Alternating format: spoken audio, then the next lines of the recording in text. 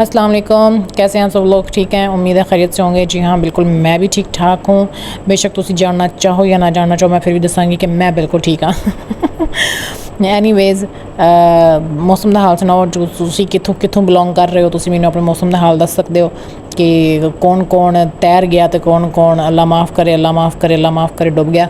ठीक है कि मतलब किन्नियां किन्नियां बारिशां किस हद तक आप लोगों के पास बारिश हुई है। हमारे पास तो नहीं हुई है, हम तो बिल्कुल जी बारिश प्रूफ हैं, कोई बारिश बुरिश नहीं यहाँ पे हुई। बादल रोज़ आते हैं, चकानी दे के नस पच जाते हैं, हम देखते रह जाते हैं कि थोड़ा ज़्यादा वस जाए यार, थोड़ा ज़्यादा वस जाए, असी भी गर्मियाँ इंजॉय कर लिए।